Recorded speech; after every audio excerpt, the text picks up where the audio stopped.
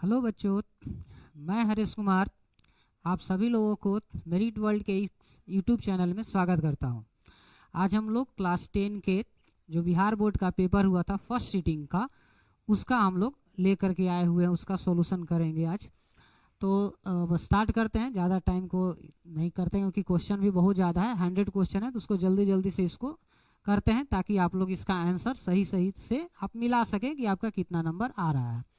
तो first number question पे चलते हैं। द्विघाती समीकरण x square minus 3x minus 10 is equal to 0 की मूलों की प्रकृति, मतलब आपको से नेचर ऑफ रूट्स आपसे पूछा जा रहा है कि इसका नेचर ऑफ रूट्स क्या होगा। तो आप इसको नेचर ऑफ रूट्स निकालने के लिए आप क्या करिएगा, तो आप डी का आप फॉर्मूला आप लगा लीजिएगा, आप मतलब विवेचक निकाल लीजिएगा, डिस्क्रिमिनेंट जिसको बोला जाता है उसको निकाल लीजिएगा। फॉर्मूला यदि हम लिख दिया जाए तो उसका फॉर्मूला होता है हमारे पास क्या, तो d is equal to B square minus 4ac।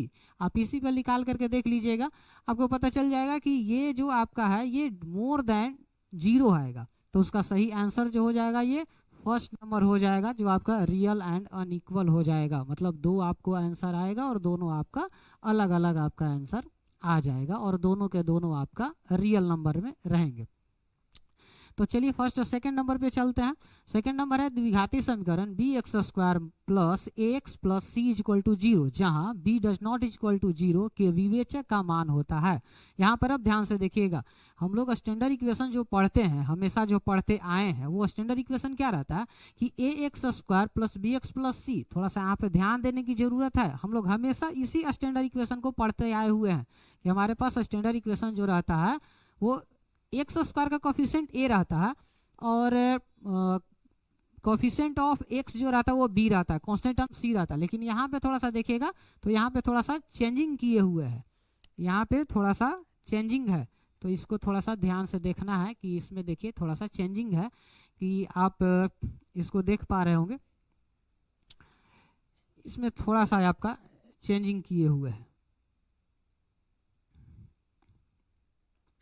Changing देखिए क्या है आपका, तो कोफिशिएंट ऑफ एक्स स्क्वायर आपका बी है। तो यदि आप फार्मूला यदि आप लिखते हैं कि अगर डी आप निकाल करके यदि आप देखते हैं तो हम लोग लिखते हैं कि क्या बी स्क्वायर मतलब कोफिशिएंट ऑफ एक्स का स्क्वायर करते हैं, कोफिशिएंट ऑफ एक्स जो होता है उसका स्क्वायर करते हैं। तो कोफिशिएंट ऑफ एक्स क्या है हमारा ए है, तो ए का स्क्वायर कर देते हैं। बी स्क्वायर माइनस 4ac हम लोग लिखते हैं, बी स्क्वायर माइनस 4 लिखते हैं, ए मतलब कोफिशिएंट ऑफ एक्स स्क्वायर। तो कोफिशिएंट ऑफ एक्स स्क्वायर आपके पास है क्या, तो फिर बी है, तो कोफिशिएंट ऑफ एक्स स्क्वायर हमारे पास बी और कांस्टेंट टर्म हमारे पास सी है। तो ए स्क्वायर माइनस 4bc ये आपका आंसर आ जाएगा। मतलब सेकेंड नंबर का पहला नंबर जो होगा वो आपका आंसर हो जाएगा। चलिए अब उसके बाद क्वेश्चन नंबर 3 की तरफ बढ़ते हैं। क्वेश्चन नंबर 3, चलिए ये क्वेश्चन आपका आया। क्वेश्चन नंबर 3 में है 3x y तथा 15 क्या है समानांतर श्रेणी में है, मतलब एपी में यह दिया हुआ है। तो x प्लस वाई का आपसे वैल्यू पूछा जा रहा है कि x प्लस वाई का वैल्यू क्या होगा। ठीक है, अब हम लोग इसमें करेंगे क्या, तो ये समानांतर श्रेणी में है तो सिंपल सी बात है कि ये इसका कॉमन डिफरेंस सेम होना चाहिए। तो आप कुछ न मत कीजिए, इसमें कॉमन डिफरेंस सेम वाला फॉर्मूला लगा दीजिए, मतलब second term minus first term equal to third term minus second term, ये आप फॉर्मूला लगा लीजिए।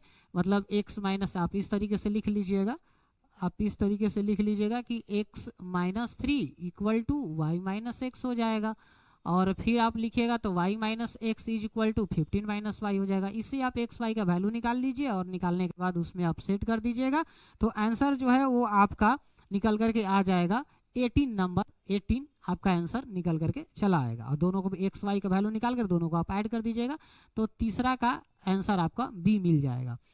अब उसके बाद नेक्स्ट पर आते हैं फोर्थ नंबर में बोल पूछा जा रहा है आपसे सार्व अंतर का मतलब कॉमन डिफरेंस आपसे पूछा जा रहा है। आपके पास सीरीज दिया गया है आपका क्या है आपका सीक्वेंस क्या है, 5 9 13 17 21 ये आपका दिया गया है। निकालने के लिए क्या किया जाता है, second term minus first term, मतलब 9 माइनस 5 आप कर दीजिए, आपका आंसर आ जाएगा। तो 9 माइनस 5 कीजिएगा, आंसर कितना आएगा आपका 4, ये आपका आंसर हो गया। नेक्स्ट हम लोग फिर से चलते हैं 5 नंबर पे चलते हैं। 5 नंबर में क्या है आपका कि -5 -1 3 7 का 13th नंबर टर्म आपको बताना है कि 30th नंबर टर्म आपको क्या होगा। मतलब ये कह रहा है कि T13th यदि आप निकालते हैं तो इसका फॉर्मूला A+12D लिखा जाता है। A+12D आपको लिखा जाएगा। अब सोचिए A+12D मतलब फर्स्ट वाला टर्म आपको क्या दिखाई दे रहा है, फर्स्ट वाला टर्म आपका -5 है, प्लस अब कॉमन डिफरेंस यदि आप निकालिएगा तो कॉमन डिफरेंस आपका क्या निकल करके आएगा, तो कॉमन डिफरेंस 4 निकल करके आएगा। तो आप लिखिएगा कि 12 × 4। अब देखिए इसको -5 + 48, रिजल्ट क्या आपका निकल करके आएगा 43। ये आपका 5 का 6 नंबर 5 का C आपका आंसर आ जाएगा। अब आते हैं हम 6 नंबर क्वेश्चन पे।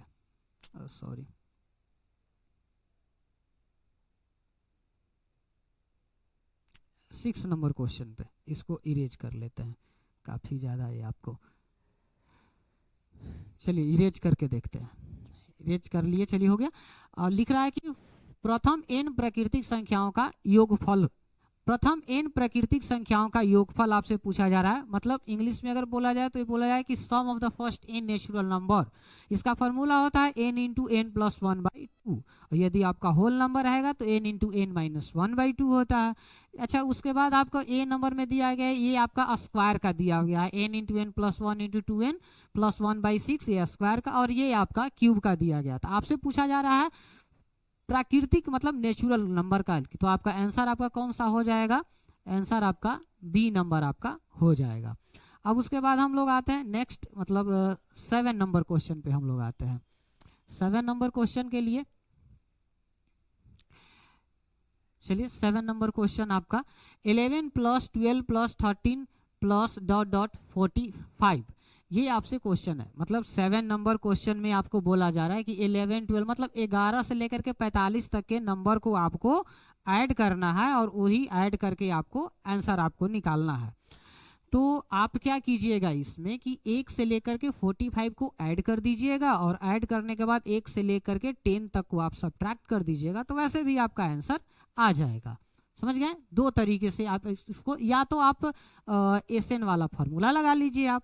तो हालांकि मेरे तरफ से तो मैं तो आपको ये कहूँगा कि इसमें बेहतर यही रहता कि आप 1 से लेकर के 45 तक के निकाल लेते। मतलब आप ये फॉर्मूला लगाते कि n × n + 1/2। अब यहाँ रख लेते 45 × 46 और /2 रख लेते, इसको काट दिया जाता तो आ जाता है आपका 45 × 23। और इसको मल्टीप्लिकेशन करने के बाद अब आपको ऐसे भी याद होता है कि 1 से लेकर के 10 तक को अगर ऐड करेंगे तो कितना होता था, 55 होता है। अब इसमें से 55 को आप माइनस कर लेते, 45 × 23 और इसमें से माइनस कर लेते आप 55 को, तो आपका आंसर वैसे भी निकल जाता।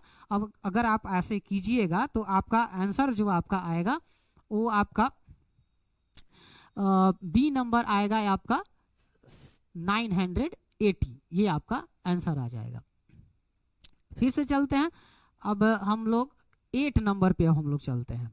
8 नंबर में दिखाया हुआ है कि समानांतर श्रेणी का ये भी क्वेश्चन है, लेकिन इसमें देखिए रूट दिया हुआ है, √7 दिया हुआ है first number term, second √28, third number √63। इसको थोड़ा सा समझने की जरूरत है, इसमें रूट में दिया हुआ है इसलिए पहले इसमें देखिए। और उसका नेक्स्ट वाला टर्म आपसे पूछा जा रहा है, तो सबसे पहले तो आपको कॉमन डिफरेंस निकालना पड़ेगा। कॉमन डिफरेंस निकालने के लिए करेंगे क्या, तो √28 माइनस √7 करेंगे। अब इसको अगर ब्रेक करते हैं तो हमारा आएगा 2√7 माइनस √7।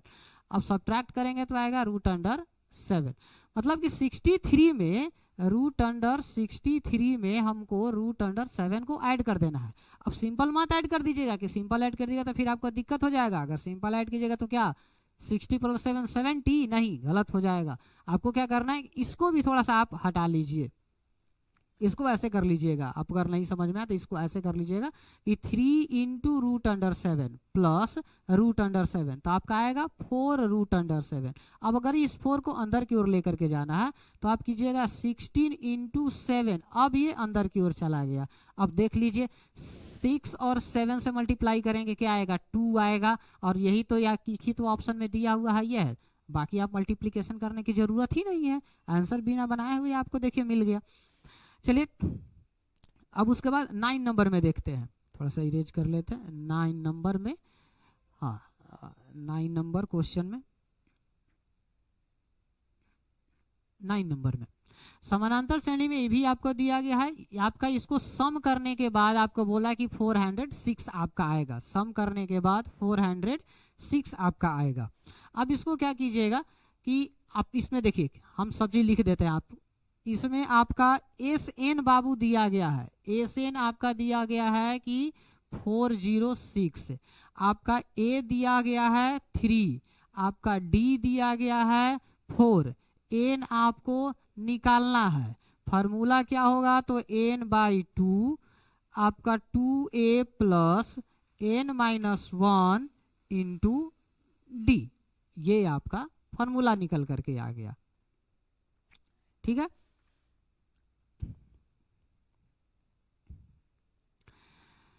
अब इस फार्मूला को आप यूज कीजिएगा, यूज करने के बाद आपका आंसर निकल के चला आएगा। और अगर इसको यूज करके देख लीजिएगा, क्योंकि टाइम कम है, तो आप इसको यूज करके देख लीजिएगा, आंसर आपका 14 आपका निकल करके चला आएगा। अब उसके बाद नेक्स्ट पे हम लोग चलते हैं कि नेक्स्ट को कैसे स्टार्ट करेंगे। नेक्स्ट के लिए हमारे पास क्वेश्चन क्या दिया हुआ है, तो नेक्स्ट में हमको क्वेश्चन दिया समानांतर श्रेणी के प्रथम n पदों का योगफल। अब इसमें देखिए एस एन का वैल्यू आपका दिया गया है, एस एन का वैल्यू आपका दिया गया है कि 5n माइनस एन स्क्वायर, ये वैल्यू दिया हुआ है। आपको क्या करना चाहिए कि इसमें क्या कि एन का वैल्यू और पहले 1 पुट किया जाएगा, उसके बाद एन का वैल्यू 2 पुट कर दिया जाएगा। एन पुट कीजिएगा तो मतलब फर्स्ट नंबर टर्म आपको निकल जाएगा, यदि आप 2 पुट कीजिएगा तो उसके बाद आपका second number sum of the second, मतलब फर्स्ट और सेकेंड दोनों टर्म का ऐड करके आपको निकल करके आएगा। तो आपको उसमें से पहला वाला टर्म को सब्ट्रैक्ट कर लेना है, तब आपका आंसर आ जाए, तो मतलब सेकंड वाला टर्म आपको निकल जाए। फिर उसके बाद से टर्म आप निकाल लीजिएगा, फार्मूला जो आपका एस एन वाला है उसे आप निकाल करके एन वाला पद आपको निकालना है उसे आप निकाल लीजिएगा। जब आप इसको पूरा कैलकुलेशन करने के बाद आंसर जो आएगा आपका 6 माइनस 2n, ये आपका सही आंसर आपका आ जाएगा। ठीक है,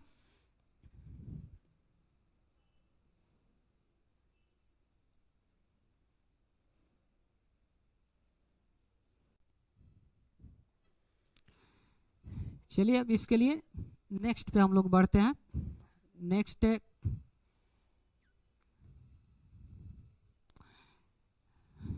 चलिए इसको देखते हैं हम लोग, थोड़ा सा बड़ा कर लेते हैं इसको। ये रहा है आपका 11 नंबर क्वेश्चन में, यदि दो वृत्तों की परिधियों का अनुपात 3 और 4 आपका दिया गया है, दो वृत्त है उसकी परिधि का आपको अनुपात दे रहा है कि दो वृत्त के परिधि का अनुपात आपको 3 और 4 आपसे दिया गया है। आपसे पूछा जा रहा है उसका क्षेत्रफल का अनुपात आपसे पूछा जा रहा है। कुछ नहीं इसमें करना है, सिर्फ आपको जब भी ऐसा क्वेश्चन आए आप उसको स्क्वायर सिर्फ कर दीजिएगा। यदि सरकमफ्रेंस का दिया गया हो या पेरीमीटर, देखिए इक्विलेटरल ट्रायंगल, स्क्वायर और सर्कल, इस तीनों चीज में ना एक ही डायमेंशन इसमें दिया हुआ रहता है, मतलब हॉरिजॉन्टली और वर्टिकली दोनों एक ही डायमेंशन होता है। इसलिए जब भी ऐसा आपके पास दिया जाए, अगर दो वृत्त हो या आपके पास यदि दो स्क्वायर हो या दो इक्विलेटरल ट्रायंगल हो, उसका साइड का या सरकमफ्रेंस का पेरीमीटर का रेशियो दिया हुआ हो, साइड का रेशियो, उसके बाद आपका एरिया का रेशियो, क्षेत्रफल का रेशियो यदि पूछा जाएगा, आप क्या कीजिएगा, किसका स्क्वायर कर दीजिएगा। तो 3 का स्क्वायर, इसको 3 का स्क्वायर कीजिएगा, 3 का स्क्वायर कीजिएगा क्या आएगा 9, 4 का स्क्वायर कीजिएगा क्या आएगा 16। चलिए रेशियो हो गया है आपका 9:16, ये आपका आंसर हो गया, बहुत ईजी था आपका। उसके बाद 12 नंबर क्वेश्चन पे चलते हैं। बोल रहा है आपका कि एक त्रिज्या खंड के केंद्रीय कोण का मान आपको बोल रहा है, मतलब थीटा का वैल्यू आपसे दिया गया है, त्रिज्या भी आपका 21 सेंटीमीटर दे रहा है, चाप की लंबाई मतलब लेंथ ऑफ द आर्क आपको निकालना है। लेंथ ऑफ द आर्क का फॉर्मूला होता है 2 pi R theta by 360 degree, 2 pi R theta by 360 degree. जब इस फॉर्मूला को आप लगाइएगा तब आपका आंसर, जब इस फॉर्मूला पे सारा चीज आपका दिया हुआ सेट कीजिएगा, आपका आंसर जो है आपका सी 22 आपका निकल करके चला आएगा। अब उसके बाद चलते हैं 13 नंबर क्वेश्चन पे, चलते हैं 13 नंबर क्वेश्चन। 13 नंबर क्वेश्चन देखिए क्या बोल रहा है, इसको थोड़ा इरेज कर लेते हैं। 13 नंबर क्वेश्चन में आपका कह रहा है 6 सेंटीमीटर किनारे वाले 3 घनों का घनाभ बनाने हेतु प्रारंभ में से अंत तक जोड़ा जाता है, परिणामी घनाभ का आयतन क्या होगा। अब ये आपसे कहा जा रहा है आपका कि 6 सेंटीमीटर का 3 गो आपके पास घन है। अब उसको ऐड यदि आप सटा करके आप रखिएगा तो उसमें लेंथ जो होगा वो 18 हो जाएगा, ब्रेथ जो होगा वो आपका 6 हो जाएगा, हाइट भी आपका 6 ही हो जाएगा। तो अब इसका आप एरिया जब आप घनाभ बनेगा क्या, घनाभ, और घनाभ का जब आयतन जब आप निकालिएगा तो लिखिएगा क्या इसमें, आयतन L into B into H, L into B into H. और हम लेंथ हम कितना बोले कि तीनों को सटा करके रखना, जब सटा करके रखिएगा इस तरीके से, ऐसे इस तरीके से ऐसे सटा करके यदि आप रखिएगा तो ये आपका आ जाएगा 18 इंटू 6 इंटू 6। अब ये तीनों को यदि आप मल्टीप्लीकेशन कर देते हैं तो मल्टीप्लीकेशन करने के बाद जो आंसर जो आपका आएगा वो आ जाएगा फर्स्ट नंबर, ये आपका आंसर आ जाएगा। अब वैसे भी आप देख लेते हैं, 6 इंटू 6 कीजिएगा तो 6 आएगा, और 6 में 8 से मल्टीप्लाई कीजिएगा तो आपका 8 आएगा। मतलब पहला वाला डिजिट 8 आ रहा है, पूरा मल्टीप्लाई करने की जरूरत क्या है, बस आंसर हो तो गया, मल्टीप्लीकेशन करने की पूरा जरूरत ही नहीं है। चलिए इसका भी आपका आंसर हो गया। तो अब उसके बाद चलते चलिए नेक्स्ट वाला, नेक्स्ट पे, नेक्स्ट वाला 14 से देख लेते हैं। 14 नंबर क्वेश्चन से हम देख लेते हैं। 14 में क्या आपका दिया गया कि यदि दो गोलों का पृष्ठ क्षेत्रफल 16 और 9 दिया क्या अनुपात में है तो उसका आयतन के अनुपात। देखिए अब फिर से इसमें भी आप समझिएगा, गोला मतलब स्फीयर, ठीक है 3 डायमेंशनल होता है, बट उसमें डायमेंशन सिर्फ एक ही तो यूज किया जाता है ना, आर ही तो यूज किया जाता है ना। अब इसमें देखिए आपको ट्रिक क्या लगा देना है, यदि इसका सरफेस एरिया का रेशियो दिया हुआ था, आप इसको रूट निकाल देते तो रेडियस का रेशियो निकल जाता। रेडियस का रेशियो मतलब R1, मतलब कि R1 बाई R2 अगर निकालना होता तो इसको आप रूट कर दीजिए, 4 और 3 आ गया, R1 R2 निकल करके आ गया। अब इसको बोल रहा है वॉल्यूम निकालने के लिए, मतलब आयतन निकालने के लिए क्या कीजिए, इसको क्यूब कर दीजिए, V1 बाई V2 इसको क्यूब कर दीजिए, 4 का क्यूब 4 4 जा 16, 16 4 जा 64, 64, ठीक है 3 3 जा 9, 9 3 जा 27, 27 लीजिए 64 27, आंसर आपका बी हो गया है आपका। चलिए नेक्स्ट पे चलते हैं हम लोग, 15 नंबर क्वेश्चन पे फिर से चलते हैं। क्या कह रहा है 15 नंबर क्वेश्चन, 15 नंबर क्वेश्चन में है कि यदि 15 नंबर क्वेश्चन में कि यदि घन का संपूर्ण पृष्ठ क्षेत्रफल 864 वर्ग सेंटीमीटर हो तो इसका आयतन क्या होगा। देखिए घन का संपूर्ण पृष्ठ क्षेत्रफल आपसे पूछा जा रहा है, तो संपूर्ण पृष्ठ क्षेत्रफल क्या इसका होता है, तो 6a स्क्वायर इसका होगा। 6a square is equal to आपको दे रहा है 864, ये आपका आंसर दे रहा है। ठीक है, आप इससे निकालिएगा का तो a इससे निकाल सकते हैं, और a निकालने के बाद आप इसको फिर आयतन यानी वॉल्यूम आप इसका निकाल सकते हैं। जब आप इसका a निकालने के बाद जब आप इसका वॉल्यूम जब आप निकालिएगा तब आपका आंसर आपका फर्स्ट नंबर निकल करके आ जाएगा। मतलब क्या करना है कि a square is equal to 864 by 6 कर दीजिए, फिर उसके बाद उसका रूट निकाल दीजिएगा तो a निकल के आ जाएगा। जैसे ही a निकल के आएगा तो उसको क्यूब कर दीजिएगा, वो आंसर आपका फर्स्ट नंबर आपका मिल जाएगा। अब उसके बाद 16 नंबर क्वेश्चन पे चलते हैं। तो 16 नंबर में क्या है, यदि घनाभ के 3 आसन फलकों का क्षेत्रफल XYZ हो तो घनाभ का आयतन क्या होगा। मतलब फलक के क्षेत्रफल बोला जा रहा है आपको, और उसके बाद आपको आयतन बोला जा रहा है। अब इसके लिए मतलब आप एक का आपको एक अगर लेंथ को a मान लिया जाए, b और c अगर इस तरीके से आप निकालते हैं तो x का अगर वैल्यू आ जाएगा जो l इंटू मतलब एक फलक बोल रहा है मतलब एक फेस का आपको बोला जा रहा है कि एक फेस एक जो फेस है वो आपका एक्स है और दूसरा जो है वो आपका वाई है और तीसरा जो है आपका जेड है। तो ये आप समझिए कि अगर एल इंटू बी जो दिया हुआ है ना वो आपको दे रहा है कि ये आपका एक्स है। उसके बाद बी इंटू सी अगर रखते हैं, अगर मतलब ब्रेथ इंटू हाइट, अगर ब्रेथ इंटू देखिए यहाँ लिख देते हैं कि x is equal to L B हम ले लेते हैं और y इज इक्वल टू हम बी एच ले लेते हैं और z इज इक्वल टू हम ले लेते हैं एच एल हम ले लेते हैं। अब बोला ये जा रहा है कि इसका क्षेत्रफल आपको निकालना है, सॉरी इसका आयतन आपको निकालना है कि इसका आयतन आपका क्या होगा। ये इसका फलक दिए, ये इसका डायमेंशन दिया हुआ है। अब इसको आपको निकालना क्या है, आयतन निकालना है। जब मतलब इसको तीनों को आप मल्टीप्लिकेशन करके आपको देख लेना है कि अगर आपको फॉर्म क्या है, इस फॉर्म में आपको बोला है अगर तीनों को आप मल्टीप्लिकेशन करते हैं तो आपको क्या आ जाएगा, L square B square H square आ जाएगा। जब उसका आप रूट उस साइड लेकर के जाइएगा तो क्या हो जाएगा, रूट हो जाएगा और रूट करने के बाद आंसर क्या हो जाएगा, ये आपका आंसर आ जाएगा। मतलब root under X Y Z ये आपका आंसर हो जाएगा, क्योंकि यहाँ पर साफ साफ आपको पता चल रहा है कि L square B square H square, आपको वॉल्यूम चाहिए क्या, एल बी एच ही तो चाहिए, तो स्क्वायर को दूसरे साइड लेकर के जाएंगे तो रूट में चेंज हो जाएगा, तो आपका 16 का बी नंबर आपका आंसर हो जाएगा। उसके बाद नेक्स्ट पे चलते हैं, 17 नंबर पे चलते हैं। 17 नंबर क्या है, एक बेलन की ऊंचाई आपका दिया गया है और वक्र पृष्ठ का आपका क्षेत्रफल आपका दिया गया है। आपसे इसका आयतन आपसे पूछा जा रहा है। एक सिलेंडर है, सिलेंडर का आपको हाइट दिया गया है, कर्व सरफेस एरिया आपको दिया गया है और आपसे वॉल्यूम आपसे पूछा जा रहा है। अब देखिए वक्र पृष्ठ क्षेत्रफल आपको दिया जा रहा है, मतलब कि 2 पाई आर एच आपको दिया गया है। ये जो है ये आपका 2 पाई आर एच आपके पास दिया गया और एच आप यहां से देखिए तो आपके पास 14 दिया हुआ है, तो आप इससे क्या निकाल लीजिएगा, तो आर निकाल लीजिएगा। जैसे ही आपका रेडियस जब निकल करके आएगा तब उसके बाद आप फॉर्मूला यूज कीजिएगा पाई आर स्क्वायर एच, आप ये वाला फॉर्मूला यूज कीजिएगा।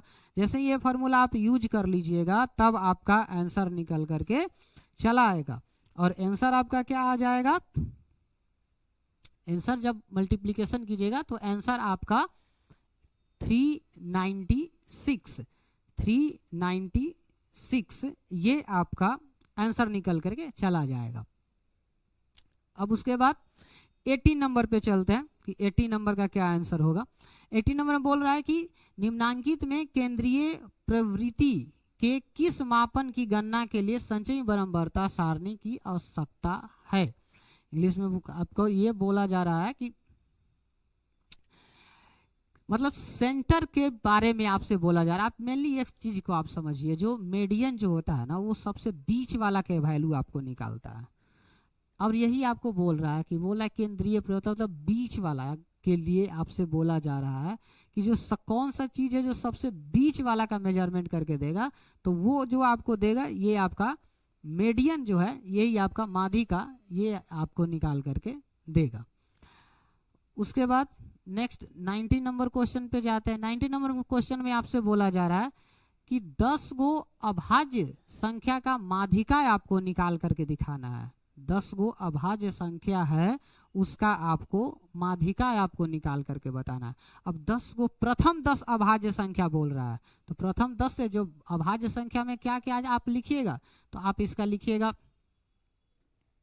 यहां से 2 3 5 7 11 13 17 19 क्या हो गया जी, 2 2 4 2 6 2 8 19 के बाद 23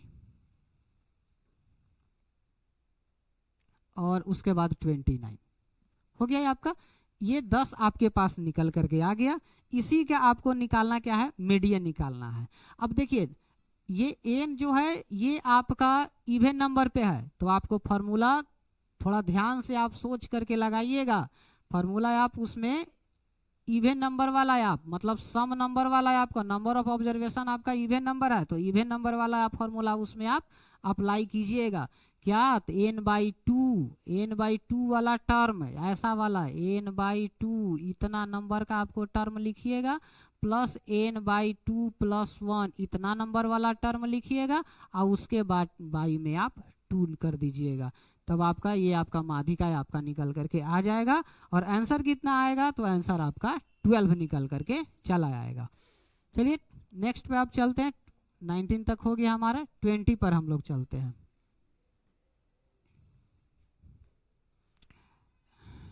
20 पे चलिए, बोल रहा है कि आपका सममित बराबरता वितरण सारणी में होता है। सममित बराबरता सारणी में आपको, ये तो आपको फॉर्मूला है, इसमें आपका होता है माध्य भी आपका बराबर होता है, बहुलक भी बराबर, और माध्यिका, ये तीनों आपस में बराबर होता है। तो इसका आंसर आपका जो होगा वो आपका सी निकल करके चला आएगा। आंसर इसका सी निकल करके चला आएगा। उसके बाद आपका क्वेश्चन है आपका 21 नंबर। 21 नंबर में बोल रहा है कि किन्हीं दो धनात्मक पूर्णांक और ए और बी के लिए यूक्लिड विभाजन परिमेयिका के अनुसार अद्वितीय पूर्णांक क्यू तथा आर होते हैं, जो समीकरण A B Q plus R को संतुष्ट करेंगे। जहां अब देखिए, इसको संतुष्ट करने के लिए आर का जो यहाँ पे वैल्यू होना चाहिए वो 0 से बड़ा होना चाहिए या बराबर होना चाहिए, और बी से छोटा होना चाहिए। आंसर आपका कौन सा हो जाएगा, बी इसका राइट आंसर आपका हो जाएगा। उसके बाद आते हैं, उसके बाद 22 नंबर पे चलते हैं। 22 नंबर में बोला जा रहा है आपका कि यूक्लिड डिवीजन एल्गोरिथम के अनुसार 8, 6, 7 तथा 255 का, तो वो आपका मतलब विभाजक वाला जो फार्मूला है उसको आप लगाइएगा तो वो आपको निकल जाएगा।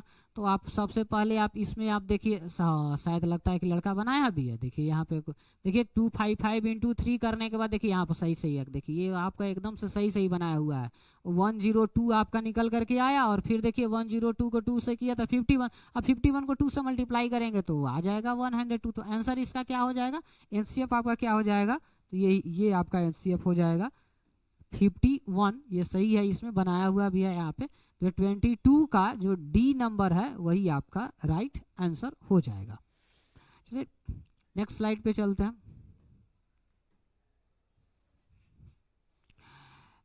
नेक्स्ट स्लाइड आपका, ये जो 7429 के अभाज्य गुणनखंडों का गुणनफल आपको निकालना है। तो अब इसको निकालने के लिए आपको करना क्या पड़ेगा, इसको पहले प्राइम फैक्टराइजेशन आपको करना पड़ेगा। जब आप प्राइम फैक्टराइजेशन कीजिएगा तब आपको समझ में आएगा कि इसको क्या कर। सबसे पहला काम ये है इसमें कि आपको प्राइम फैक्टराइजेशन आपको करना पड़ेगा। 23 में आपको प्राइम फैक्टराइजेशन करना पड़ेगा। प्राइम फैक्टराइजेशन करने के बाद जो भी आपका अभाज्य गुणनखंड आएगा उस सबको आप मल्टीप्लिकेशन कर दीजिएगा। जब आप मल्टीप्लिकेशन कर दीजिएगा तब आंसर आपका निकल के आ जाएगा। तो अभाज्य गुणनखंड इसमें आएगा कौन कौन से, आंसर इसका कौन सा हो जाएगा, तो इसमें आंसर आपका फर्स्ट नंबर इसका आंसर हो जाएगा। फिर से आपका बोल रहा है 24 नंबर पे आते हैं कि 24 में आपका क्या आंसर होगा।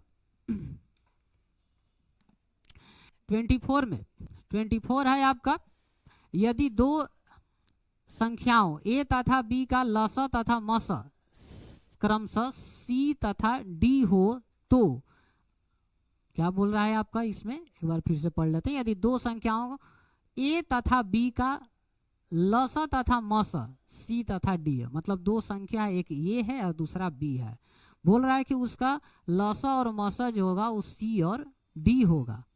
ठीक है, तब इसका क्या दोनों संख्या के में दोनों में रिलेशन आपसे पूछा जा रहा है कि इसका रिलेशन हमारा क्या होगा।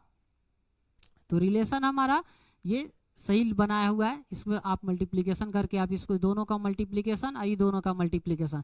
अब देखिए प्रथम संख्या गुने दूसरी संख्या, पहली संख्या गुने दूसरी संख्या इक्वल टू मतलब बराबर लस गुने मस, है ना।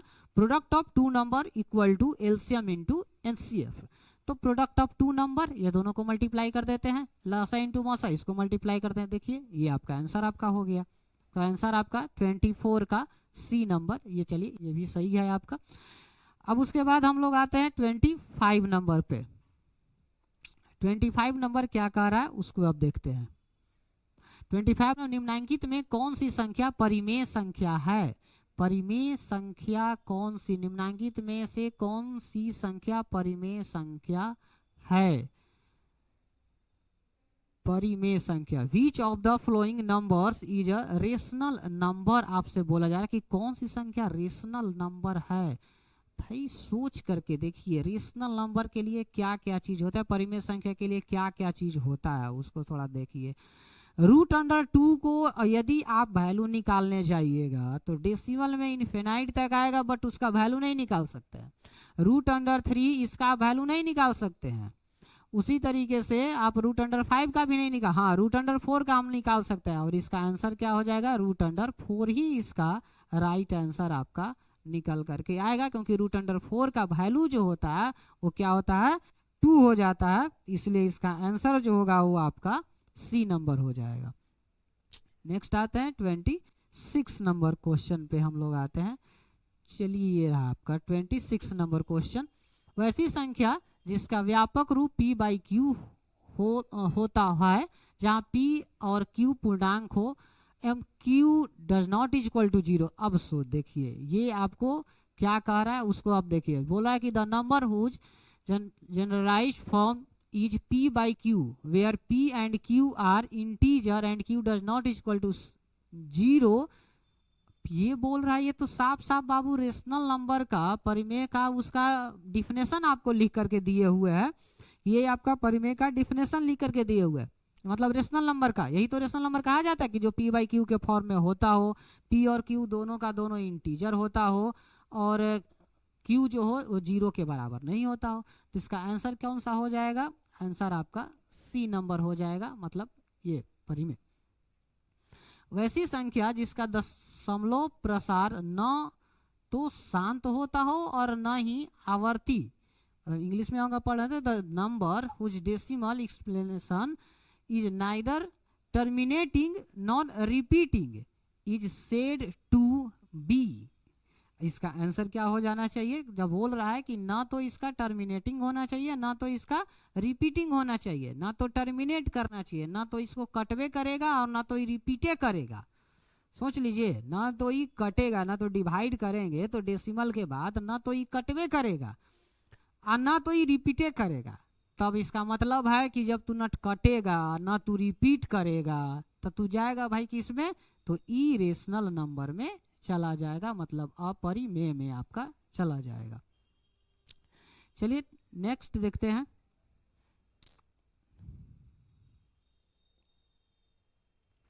ट्वेंटी एट में आपका बोल रहा है कि 3 माइनस 2 रूट अंडर 5 का इसका स्क्वायर करना है। अब देखिए इसको स्क्वायर करके इसको मतलब a माइनस बी के होल स्क्वायर का आपको फॉर्मूला लगाना है।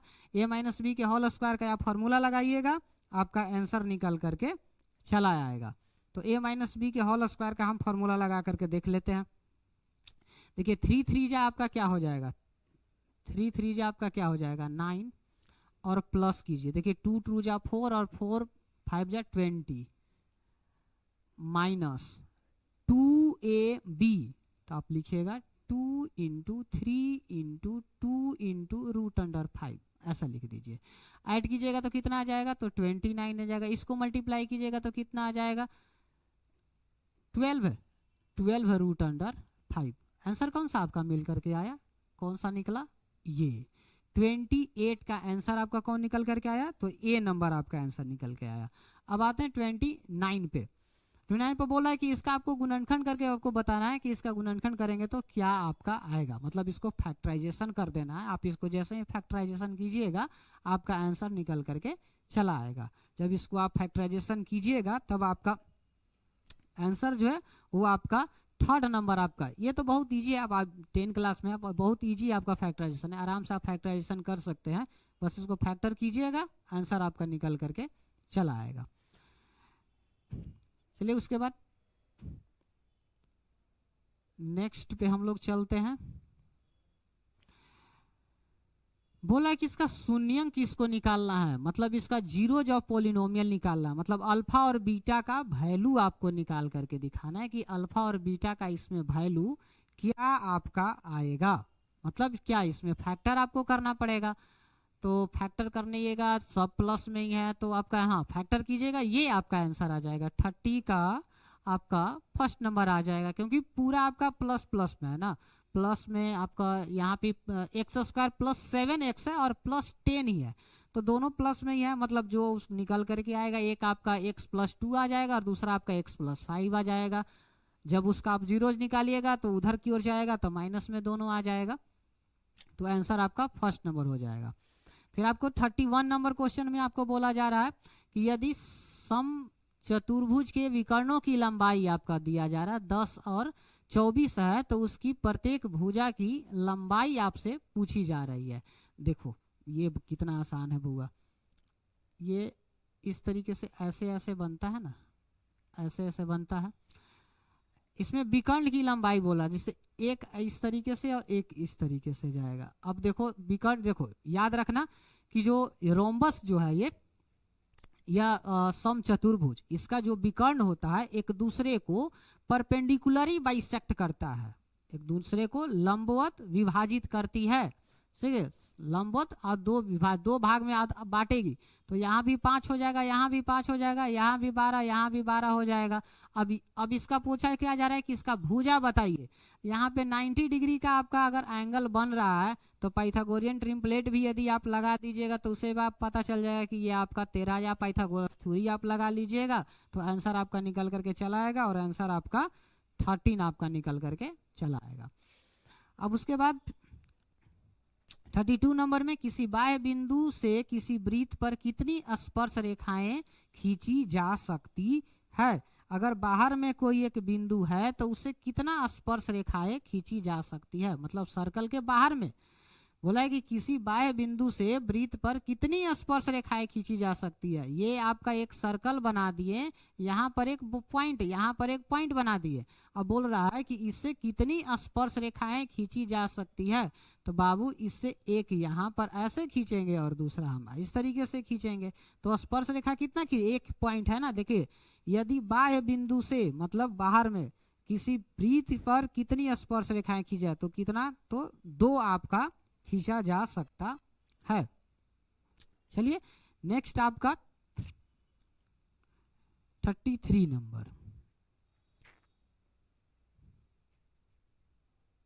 33 नंबर में बोला यदि किसी वृत्त की त्रिज्या तथा बाह्य बिंदु से वृत्त पर खींची गई स्पर्श रेखा की लंबाई 7 और 24 सेंटीमीटर हो तो वृत्त के केंद्र से बाह्य बिंदु की दूरी आपसे पूछा जा रहा है।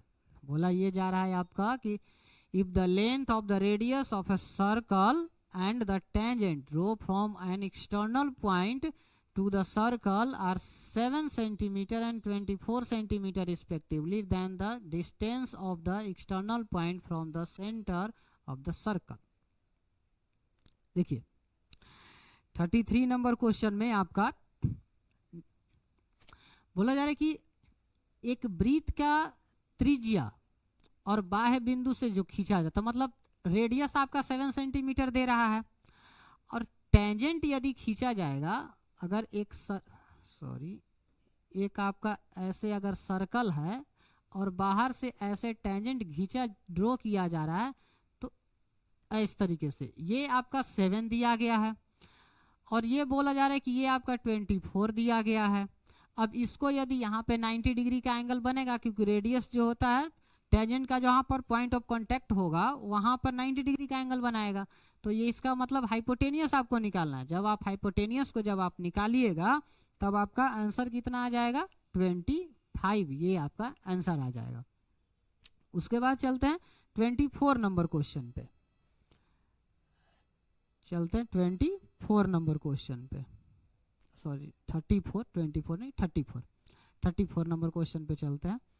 34 नंबर क्वेश्चन, यदि वृत्त की जीवा था त्रिज्या की लंबाई 16, जीवा दिया हुआ है, त्रिज्या आपका दिया हुआ है 17 सेंटीमीटर हो तो वृत्त के केंद्र से जीवा की लंबवत दूरी आपका कितना हो जाएगा। त्रिज्या आपका 70, देखिए इसको भी दिखा देते हैं, फिर डायग्राम बना देते हैं। इस तरीके से आपका सर्कल है, ये आपका कॉर्ड दिया हुआ है, मतलब आपका जीवा दिया हुआ है। ये जीवा का जो है ये 16 दिया हुआ है। ये अगर सेंटर पॉइंट से इस पे परपेंडिकुलर दिया जाएगा तो ये 8 हो जाएगा और ये भी 8 हो जाएगा। रेडियस आपका जो है ये आपका 17 आपका दे रहा है कि रेडियस जो होगा ये हमारा 17 हमारा हो जाएगा।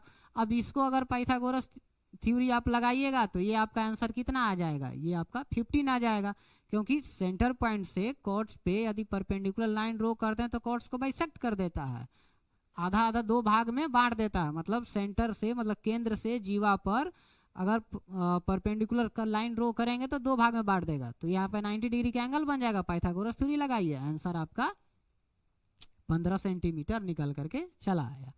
चलिए नेक्स्ट आते हैं 35 नंबर क्वेश्चन पे।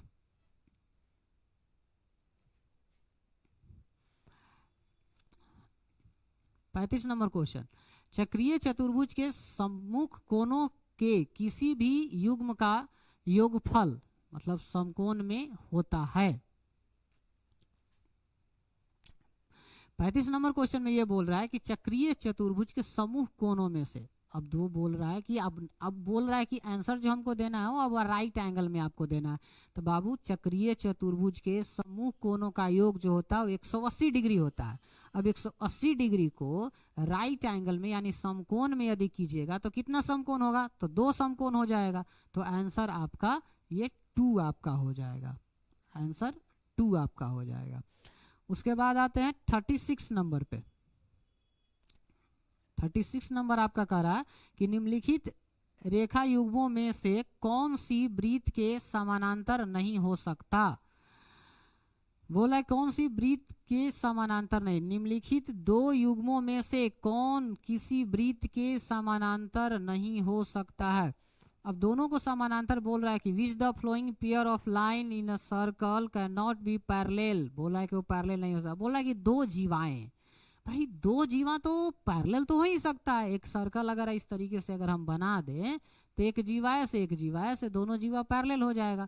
बोला कि एक जीवा और एक स्पर्श ये भी हो जाएगा, ऐसे बना देंगे तो ये भी हो जाएगा। दो स्पर्श ये भी हो जाएगा, दोनों आपस में हो जाएगा। अब बोल रहा है कि दो व्यास, भाई दो व्यास कैसे बनाइएगा, अगर एक व्यास अगर ऐसे बनाइएगा तो दूसरा व्यास तो इसको ऐसे बनाना पड़ता है ना, मतलब एक दूसरे को। तो ये आपका आंसर आपका कौन सा होगा, 36 का डी नंबर आपका आंसर हो जाएगा। नेक्स्ट बढ़ते हैं हम लोग 37 की तरफ। 37 नंबर में, 37 नंबर में यदि वृत्त के किन्हीं दो त्रिज्याओं के बीच का कोण 130 डिग्री है तो त्रिज्या के अंतिम सिरों तथा स्पर्श रेखाओं के बीच का कोण आपको निकाल करके बताना है। If the angle between any two radii of a circle is 130 degree, then the angle between the tangent at the end of the radii चलिए इसमें आपको देख लेते हैं 37 नंबर में। बोला इसमें ये जा रहा है कि अगर दो त्रिज्या के बीच का कोण, मतलब वृत्त के किन्हीं दो त्रिज्या का, मतलब इसमें दो सेंटर आपको बनाना है, बीच के आपको कोण और अंतिम सिरे का स्पर्श रेखाओं के बीच का कोण आपको दे रहा है। मतलब उस दोनों के इस तरीके से ये आपको एक मिनट इस तरीके से ऐसे आप सर्कल बनाइएगा। इस तरीके से इस दोनों का आपका बोल रहा है कि ये आपका 130 डिग्री आपका निकल कर आया। ये आपका जो टेंजेंट इस तरीके से ऐसे बन करके आएगा, उसका बोल रहा है कि यहाँ पे टकराएगा, यहाँ पर कितना आपका डिग्री का एंगल आपका बन करके आएगा। तो सीधी बात है ना कि आप 130 वो आपको आया है तो 130 में से आप 180, देखिए ये वाला 90 डिग्री ये वाला 90 डिग्री, ये दोनों तो हो ही गया, पूरा 360 डिग्री होता है। तो एक आपका 130, तो ये वाला एंगल कितना डिग्री का हो जाएगा, तो 50 डिग्री का हो जाएगा। आंसर आपका निकल करके आ गया सी नंबर। चलिए अब उसके बाद हम लोग चलते हैं नेक्स्ट।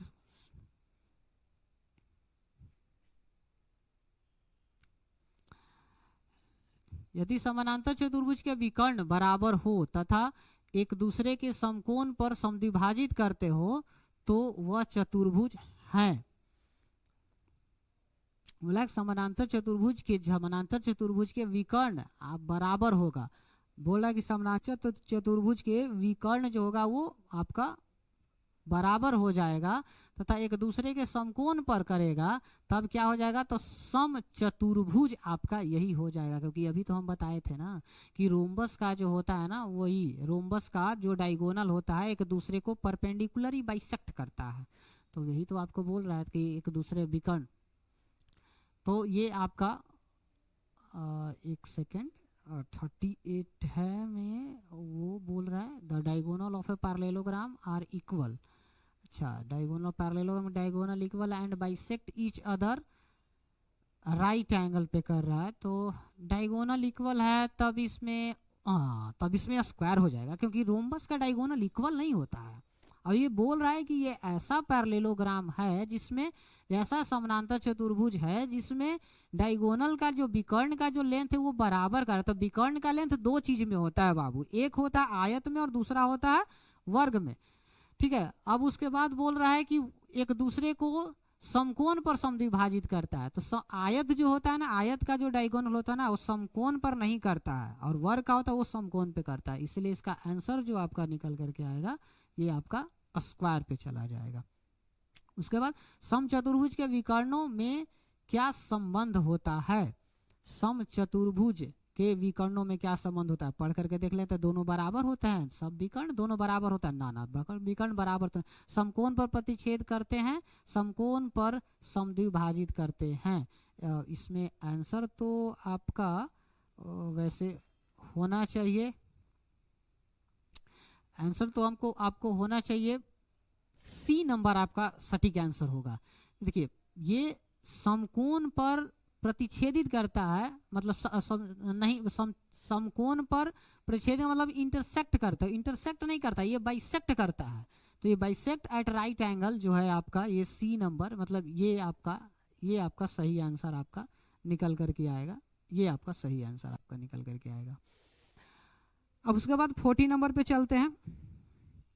40 नंबर में बोल रहा है कि किसी वृत्त के केंद्र पर एंगल ए ओ बी तथा परिधि पर ए सी बी, जहां सी वृत्त के बृहत चाप पर स्थित है। तो ए सी बी ये आपसे पूछा जा रहा है, ये आपको निकालना है। सेंटर पर ए ओ बी बन रहा है, परिधि ए सी बी, तो सी का चाप इसका आपको निकाल रहा है। तो ये आपका आंसर उसका ए ओ बी है, तो उसका ये इसका आधा हो जाएगा।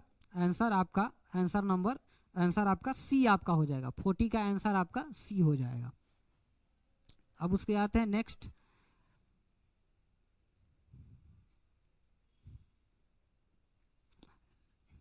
आपका है चलिए वही वाला, फिर आपका ये आपका देख लेते हैं।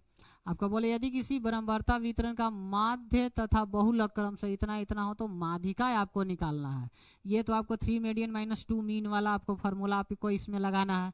3 मीडियन माइनस 2 मीन वाला आप इसमें फार्मूला लगा लीजिएगा। आंसर जो होगा वो आपका 24 आपका निकल करके आ जाएगा। इसमें आप वही फार्मूला लगा दीजिएगा, ठीक है ना। उसके बाद है आपका 42 नंबर। 42 नंबर में बोल रहा है आपका कि 24 मतलब 24 संख्याओं का औसत शून्य है, इनमें से अधिकतम कितनी संख्याएं शून्य से बड़ी हो सकती है।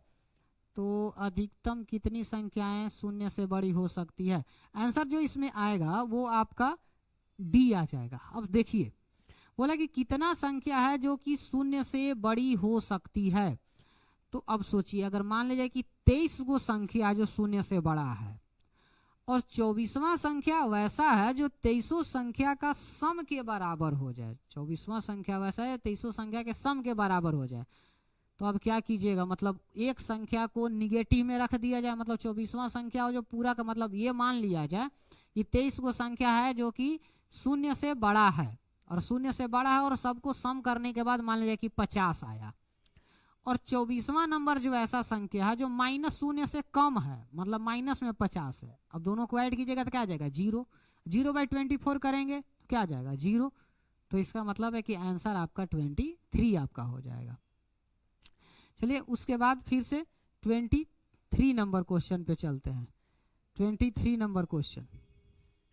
23 नंबर बोला एक निश्चित घटना की प्रायिकता, एक निश्चित घटना एकदम अगर 100% बोला है निश्चित यही होबे करेगा।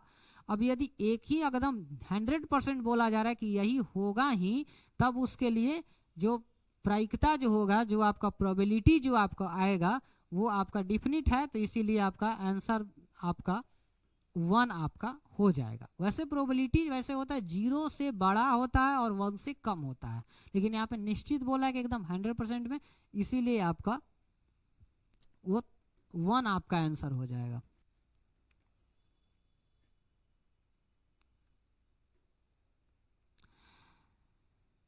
चलिए अब आपके पास बोला है कि एक पासे को एक बार उछाला जाता है तो एक अभाज्य संख्या आने की प्रायिकता, एक अभाज्य संख्या आने की प्रायिकता आपसे पूछी जा रही है कि एक अभाज्य संख्या आने की प्रायिकता आपका क्या होगा। तो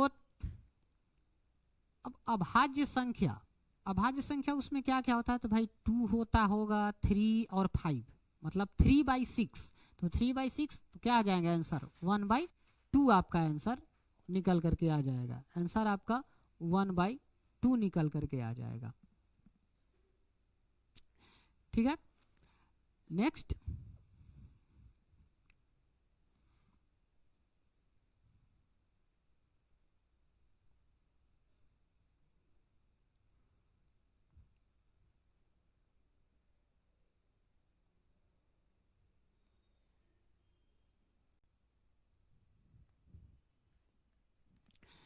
चलिए नेक्स्ट आपका 45 नंबर में, 45 नंबर में बोला जा रहा है कि निम्नांकित में कौन सी विकल्प किसी घटना की प्रायिकता नहीं हो सकती है।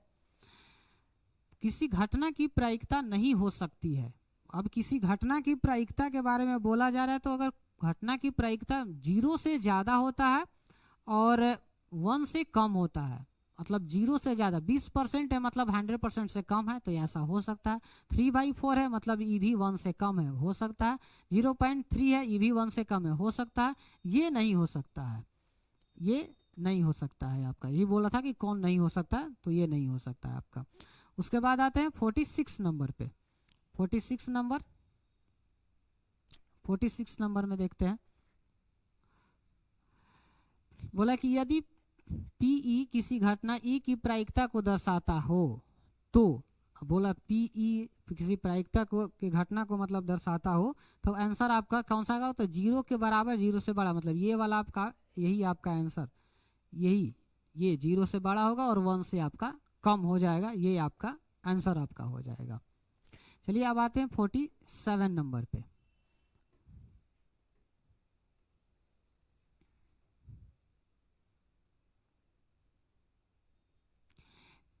एक असंभव घटना की प्रायिकता होती है, जो असंभव हो उसकी प्रायिकता क्या हो जाएगी, मतलब एक से अधिक। 47 में जो असंभव है, जो हो ही नहीं सकता, सॉरी एक असंभव बोल रहा है, तो मतलब इम्पॉसिबल है, इम्पॉसिबल का मतलब नहीं, इम्पॉसिबल में 0 हो जाएगा। 47 का, सॉरी 47 का आपका डी हो जाएगा, असंभव है तो 0 आपका हो जाएगा। बोला है कि एक पासे को एक बार उछाला जाता है तो एक विषम संख्या आने की प्रायिकता, विषम संख्या में मतलब 1, 3 और 5 आने की प्रायिकता आपसे पूछी जा रही है, तो ये प्रायिकता आपका 1/2 हो जाएगा, मतलब 3/6 काट देंगे, 1/2 आपका आंसर आ जाएगा। उसके बाद आता है 49 नंबर को पर। 49 नंबर आपसे क्या कह रहा है कि 1 से 30 तक के संख्याओं का यदि एक संख्या को चुन लिया जाता है, तो चुनी गई संख्या के अभाज्य संख्या होने की प्रायिकता आपको बताना है कि उसमें से चुना जाएगा एक, तो आपको अभाज्य संख्या आने की क्या प्रायिकता होगी, तो उसका आंसर आपका 1/3 आपका आंसर हो जाएगा। 1/3 ये आपका आंसर हो जाएगा। उसके बाद आते हैं नेक्स्ट पे।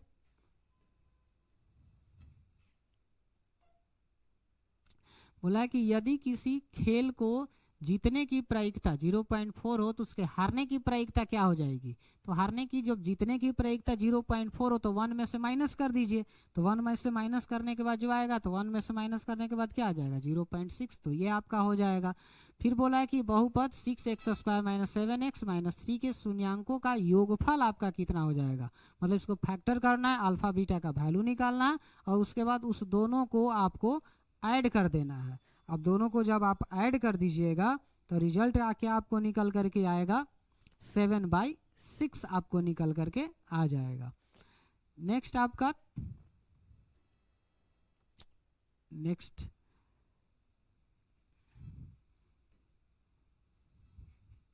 52 नंबर में 52 में बोला है कि बहुपद 2x² + 3x + 1 के शून्यांकों का गुणनफल क्या हो जाएगा? मतलब इसमें आपको दो निकालना है, मतलब अल्फा और बीटा निकालना है और निकालने फैक्टर करना है जनरल, और फैक्टर करने के बाद दोनों को क्या करना है? मल्टीप्लिकेशन कर देना है। तो फैक्टर को और दोनों को आप मल्टीप्लिकेशन कीजिएगा तो आंसर जो आपका आएगा वो 1/2 आपका आंसर आ जाएगा। उसके बाद बोला है शून्यांकों -3 तथा 2 वाला बहुपद, मतलब आपको इसमें फैक्टर कर लेना है। फैक्टर करके देख लेना है कि किस में आपका आएगा। -3, एक आपका अल्फा का वैल्यू आपका -3 आना चाहिए और बीटा का वैल्यू आपका 2 आना चाहिए। किसी का एक का मतलब -3 और 2 आपका आना चाहिए। तो आंसर आपका जो आएगा वो आपका सेकेंड नंबर आपका आ जाएगा, 53 का सेकेंड। इसको आप फैक्टर कीजिएगा तो आपका निकल करके आ जाएगा। उसके बाद आपका 54 नंबर 54 नंबर में देखते हैं। 54 नंबर बोला है कि रैखिक समीकरण युग में x - y = 0 दिया है। दूसरा है आपका 3x + 4y - 20 = 0 कि आलेखित निरूपण, मतलब ये बोल रहा है कि इस दोनों को अगर ग्राफ पेपर पे किया जाएगा तो क्या इसका कंडीशन आपका बन करके आएगा। तो जब इसको ग्राफ पेपर पर रिप्रेजेंट किया जाएगा तो आंसर जो आपका आएगा एक दूसरे को इंटरसेक्ट करेगा। मतलब इसको पे आप फॉर्मूला लगा लीजिएगा कि a1/a2 does not equal to b1/b2। देखिए आपको निकल करके आ रहा है a1/a2 does not equal to b1/b2। तो आपका आंसर आपका ये आपका निकल करके आ जाएगा, फर्स्ट नंबर आपका आ जाएगा। चलिए उसके बाद चलते हैं नेक्स्ट पे। 55 नंबर में वही आपका बोल रहा है, फिर से आपका उसी तरीके से दिया गया है। ये बोल रहा है कि ये हल किसका होगा। तो ये इस तरीके से किसका, मतलब a1/a2 = b1/b2 = c1/c2, मतलब इनफाइनाइट सोल्यूशन का होता है, मतलब अनंत सोल्यूशन आपका आएगा। मतलब आंसर आपका कौन सा हो जाएगा? तो आंसर आपका बी नंबर आपका हो जाएगा। उसके बाद बोल रहा है कि आलेख जो समानांतर रेखाएं मतलब नो सॉल्यूशन, समानांतर रेखाएं मतलब नो सॉल्यूशन। तो नो सॉल्यूशन में कौन सा आपका हो जाएगा? नो सॉल्यूशन में आपका a1/a2 = b1/b2 does not equal to c1/c2 आपका हो जाएगा। 56 नंबर कंप्लीट हो गया। अब आगे बढ़ते हैं 57 पे। चलिए 57 नेक्स्ट स्लाइड में होगा। 57 यहाँ पे देखते हैं 57 को। ये रहा आपका 57। यदि दो संख्याओं का योगफल तथा अंतर इतना आपका दिया गया है तो आपका बोल रहा है कि इसका गुणनफल आप निकाल करके बताइए। मतलब देखिए ये कितना आसान है, पूछा जा रहा है क्वेश्चन में। मतलब x + y का वैल्यू आपका दिया गया है और x - y का वैल्यू आपका दिया गया है। पूछा क्या जा रहा है कि x × y का आपसे वैल्यू पूछा जा रहा है। आप इसको दोनों का वैल्यू निकाल करके आप देख लीजिए x और y का क्या वैल्यू आता है। वैल्यू निकालने के बाद आपका आंसर जो आएगा एक का 9 आ जाएगा और एक का लगता है कि 5 आ जाएगा। हाँ 9 का 9 और एक का 5 आ जाएगा। मल्टीप्लाई कीजिएगा तो ये आपका आंसर आ जाएगा आपका 45, ये आपका आ जाएगा। उसके बाद 58 नंबर क्वेश्चन में आपसे पूछा जा रहा है कि यदि शांत जल में नाव की चाल 8 किलोमीटर/आवर है और धारा की चाल, अब उसके बाद फिर पूछा जा रहा है कि धारा के प्रतिकूल मतलब अपोजिट डायरेक्शन में बोला जा रहा था। अपोजिट डायरेक्शन में जब चलेगा तो जो इतना धारा की जो स्पीड है वो माइनस हो जाएगा। अगर धारा के साथ चलता ना तब, समझे, ये देखिए अप स्ट्रीम में चल रहा है, यदि वो डाउन स्ट्रीम में चलता तो दोनों ऐड हो जाता, लेकिन अगर अप स्ट्रीम में चल रहा है तो दोनों सब्ट्रैक्ट हो जाएगा और आंसर क्या हो जाएगा? आपका आंसर 5 आपका आंसर हो जाएगा, 5 किलोमीटर/आवर। उसके बाद 59 नंबर में देखते हैं। 59 नंबर क्या है आपका कि चर x में A x square plus B x plus C equal to 0 एक द्विघातीय समीकरण कहलाता है, जहां ए बी और सी वास्तविक संख्या है। ए बी और सी ये तीनों आपका वास्तव एक द्विघातीय समीकरण कहलाता है। तो अब इसमें देखिए, द्विघातीय समीकरण तब कहा जाएगा जब कोफिशिएंट ऑफ एक्स स्क्वायर 0 नहीं होना चाहिए, 0 के बराबर नहीं होना चाहिए। मतलब आंसर जो आपका आएगा वो आपका ये आ जाना चाहिए। निगेटिव में हो चलेगा, पॉजिटिव में हो चलेगा, लेकिन 0 नहीं होना चाहिए, क्योंकि यदि ए 0 हो जाएगा तो एक्स स्क्वायर पूरा 0 हो जाएगा, और जो क्वाड्रेटिक है क्वाड्रेटिक इक्वेशन ना हो करके वो लीनियर में फिर चला जाएगा, फिर उसका डिग्री 1 ही तो बचेगा। इसलिए आंसर आपका इसका 59 का ए नंबर आपका आएगा। उसके बाद आते हैं नेक्स्ट 60 नंबर पे। द्विघातीय समीकरण 5x square minus 6x minus 2 equal to 0 का विवेचक आपको निकालना है, मतलब d आपको निकालना है, d equal to B square minus 4ac। आप फार्मूला लगाइएगा, जैसे ये फार्मूला लगाइएगा आपका आंसर आपका निकल करके आ जाएगा, वो आंसर आपका 76। ठीक है, फार्मूला लगा लीजिएगा, आंसर आपका 76 निकल करके चला आएगा। अब उसके बाद वो आपको बोला है कि बिंदु आपका 9 और 3 तथा 15 11 के बीच की दूरी, मतलब आपका फार्मूला लगाना है, डिस्टेंस फार्मूला लगाना है कि root under x1 minus x2 या x2 माइनस x1 जो भी रख लीजिए, और plus root plus y2 minus y1 लिख लीजिएगा, वो आप फार्मूला लगा लीजिए इस तरीके से। रूट अंडर ऐसे x2 माइनस x1 इसका होल स्क्वायर और प्लस y2 माइनस y1 का इसका होल स्क्वायर, बस आंसर आपका निकल करके आ जाएगा। आंसर निकालिएगा, आंसर आपका कितना आ जाएगा, निकालने के बाद आपका आंसर आपका 10 यूनिट्स आपका निकल करके आ जाएगा। उसके बाद आते हैं 62 नंबर क्वेश्चन पे। 62 नंबर क्वेश्चन पे आते हैं। 62 में बोला है कि इतना इतना त्रिभुज के परिमाप आपको निकालना है, मतलब फिर से आपको डिस्टेंस फार्मूला आपको 3 बार आप अप्लाई कीजिएगा। ए से बी, बी से सी और सी से ए का डिस्टेंस फार्मूला 3 बार निकालिएगा, और जितना आएगा तीनों को आप सम कर दीजिएगा, उसका परिमाप आपका निकल करके आ जाएगा। तो परिमाप आपका आएगा कितना, तो ये 56, ये आपका परिमाप निकल करके आ जाएगा 56 नंबर, मतलब 62 का डी नंबर आपका आंसर हो जाएगा। नेक्स्ट की तरफ आप बढ़ते हैं 63 नंबर। मूल बिंदु से 11 और 60 की दूरी आपको निकाल करके बताना है, कि मूल बिंदु से इसका दूरी निकाल करके आपको बताना है कि मूल बिंदु से उसका दूरी क्या होगा। तो इस दोनों का फिर से मतलब डिस्टेंस आपका फार्मूला आपको अप्लाई करना है, डिस्टेंस फार्मूला अप्लाई कीजिएगा, आंसर जो होगा आपका 59 आपका निकल करके चला आएगा। उसके बाद 64 में यदि बिंदुए 1 2 आपको दिया, 0 0 दिया गया, 1 2 एक रैखिक है, तो मतलब ये तीनों मतलब कोलिनियर आपको बोला जा रहा है, कोलिनियर आपको निकालना है। तो कोलिनियर निकालना है तो या तो दो तरीके से, डिस्टेंस फार्मूला से भी आप निकाल सकते हैं, और नहीं तो आपको ट्रायंगल वाला जो फार्मूला होता है उससे भी आप निकाल सकते हैं। अगर एरिया ऑफ ट्रायंगल यदि 0 हो जाएगा तो कोलिनियर हो जाएगा, तो आप वो वाला भी आप फार्मूला अप्लाई कीजिएगा। जब आप फार्मूला अप्लाई कर लीजिएगा तो आपका आंसर आपका निकल करके आ जाएगा, ये सी नंबर आपका आंसर निकल करके चला आएगा। उसके बाद 65 नंबर पे चलते हैं। 65 नंबर में शीर्ष बिंदु इतना इतना तो बोल रहा है, तो त्रिभुज का क्षेत्रफल आपको निकालना है। वही त्रिभुज का क्षेत्रफल जैसे अभी बताए थे आपका, वो रूट अंडर करके आपका x into y2 minus y3 वाला, वही आप फार्मूला आपको लगाना पड़ेगा, और लगाने के बाद आपका आंसर निकल करके चला आएगा। चलिए, तो आपका सॉरी ये 65, तो 65 हाँ वो आप एरिया निकाल लीजिएगा, आपका आंसर निकल करके चला आएगा। और आंसर जो इसका राइट आंसर होगा वो आपका 8 सेंटीमीटर स्क्वायर, ये आपका राइट आंसर आपका हो जाएगा। नेक्स्ट पे चलते हैं 66 नंबर पे। 66 नंबर पे चलते हैं। अर्धवृत्त की परिमिति है, अर्धवृत्त की परिमिति। अब अर्धवृत्त है तो पाई आर 2 पाई आर नहीं तो पाई आर प्लस डी या पाई आर प्लस 2r, ये वाला आपका आंसर आपका हो जाएगा, ये आपका आंसर हो जाएगा। उसके बाद 28 सेंटीमीटर व्यास वाले वृत्त की परिधि आपको निकालना है। व्यास दिया हुआ है 28 सेंटीमीटर, तो रेडियस आपका जो निकल करके आएगा, रेडियस जो आपको निकल करके आएगा वो आपका 40 निकल करके आ जाएगा। और उसके बाद उसकी परिधि आप निकाल दीजिए, आंसर आपका हो जाएगा। मतलब 2 पाई आर आप इसको लगा लीजिएगा, फॉर्मूला 2 पाई आर जैसे लगा लीजिएगा तो आंसर आपका हो जाएगा। और इसका आंसर जो आपका सही आएगा वो आपका 88 आपका सेंटीमीटर आ जाएगा। उसके बाद चलते हैं 68 नंबर पे।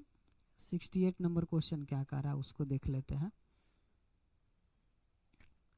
68 नंबर में बोला जा रहा है कि आपका 14 सेंटीमीटर त्रिज्या वाले वृत्त के त्रिज्या खंड का परिमिति आपका 50 सेंटीमीटर दिया हुआ, त्रिज्या खंड का केंद्रीय कोण आपको निकालना है। मतलब आपको दो रेडियस, परिमिति मतलब रेडियस आपका दिया गया है और आर की लेंथ आपको दिया गया है। अब उसको आप फार्मूला लगाइएगा तो आपको निकल करके जो आपको आएगा वो इसमें 14 सेंटीमीटर त्रिज्या खंड परिमिति आपका दिया गया है और त्रिज्या खंड का कोण आपको निकालना है, मतलब एंगल आपको निकालना है आपको। तो अब देखिए इसको इस तरीके से ऐसे आपको दिया गया है, ठीक है। ये 14, ये 14, अब बाकी का जो रिमेनिंग आएगा पूरा आपका 50 है, तो ये वाला जो आएगा वो 50 माइनस 28 कर दीजिएगा। तो आंसर आपका कितना आ जाएगा 22, ये आपका 22 आ गया, ठीक है। अब लेंथ ऑफ आर्क वाला आप इसमें फार्मूला लगा दीजिए, लेंथ ऑफ आर्क वाला इसमें फार्मूला लगा दीजिए। तो length of arc 2 pi R theta by 360 degree is equal to 22, ठीक है। अब इसमें लिखिएगा तो 2 इंटू पाई का वैल्यू 22/7 इंटू रेडियस आपका 14 इंटू थीटा आपको निकालना है 360 डिग्री इज इक्वल टू 22। 22 इधर कट गया, इसको निकालेंगे ऐसे 4 से, इसको 2 जा 4 तो ये 90 हो जाएगा।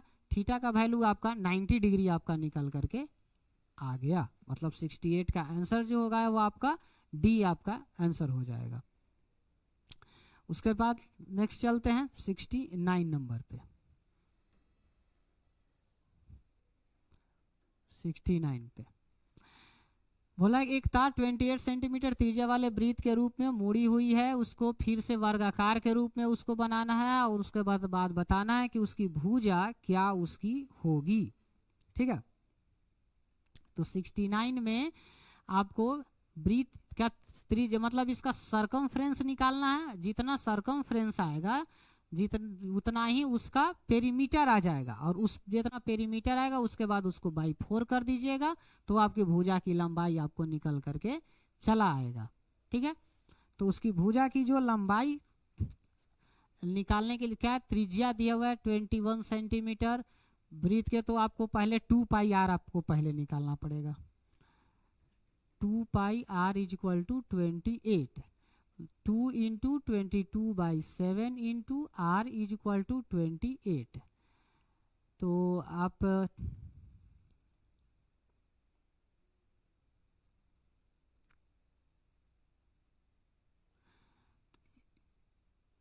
सॉरी 2.8 सॉरी ये गलत हो गया, थोड़ा सा इसमें मिस्टेक हो गया। इसमें 2 पाई आर तो हमको निकालना ही था ना, 28 तो रेडियस आपका इसमें दिया गया है। एक मिनट, तो 2 pi R is equal to 2 into 22/7 into 28, तो ये 4 टाइम्स में कट जाएगा, तो 8 इंटू 22 ये आया, इसमें बाई 4 कर दीजिए, 4 से इसको काट देंगे 2 टाइम्स में, आंसर आएगा आपका 44। ये आपका सी नंबर आपका आंसर आपका आ गया आपका। अब उसके बाद बोले यदि वृत्त के क्षेत्रफल वर्ग के क्षेत्रफल के बराबर हो तो उसकी परिमिति का अनुपात क्या होगा। दोनों को आप एरिया फार्मूला लिखिएगा, दोनों को आप इक्वेट कर दीजिएगा। जब आप इक्वेट कर दिएगा तो आप आंसर आपको निकल करके चला आएगा और आएगा आपका √i/2, ये आपका आंसर आ जाएगा। अब आते हैं हम 71 नंबर पे। 71 नंबर पे आते हैं। 71 नंबर निम्नलिखित में किस प्रकार के सभी त्रिभुज समरूप होते हैं। सभी त्रिभुज समरूप, तो समबाहु त्रिभुज में जो होता है ना वो एंगल फिक्स होता है ना कि 60 डिग्री का होता है। बाकी जितना भी है ना सब में एंगल फिक्स नहीं होता, और समरूप होने के लिए ट्रिपल या डबल क्राइटेरिया लगना चाहिए। इसलिए इसका सही आंसर जो होगा वो आपका सी आपका सही आंसर आपका हो जाएगा। नेक्स्ट,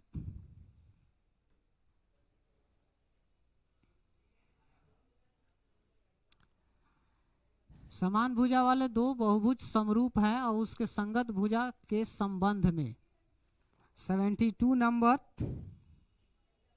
में बोला जा रहा है आपका कि समान भुजा वाले दो बहुभुज है, उसके संगत भुजा के समरूप में आपको ये बोला जा रहा है कि क्या होगा आंसर आपका समानुपाती। जब दो समरूप अगर आपके रहते हैं तो उसके संगत मतलब जो आप करस्पॉन्डिंग जो आपका होगा वो आपके बराबर बराबर में आपका होते हैं, तो इसके बराबर अनुपात में आपका होते हैं।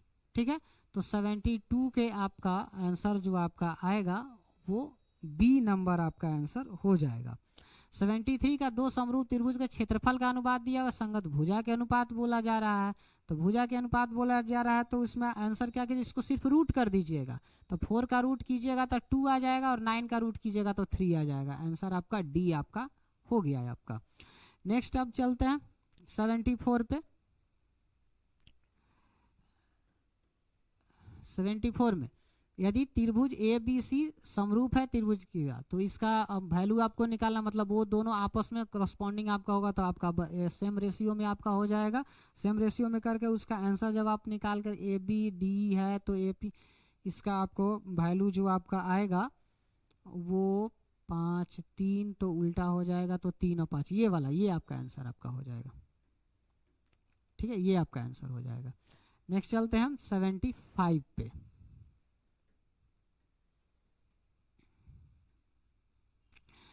ट्रायंगल ए बी सी और पी क्यू आर दोनों आपका समरूप दिया हुआ है, एक का आपका दिया गया है तो उसका निकालना है वैल्यू, मतलब उसका एरिया परिमिति, तो दोनों आपका सेम रेशियो में ही आपका होता है।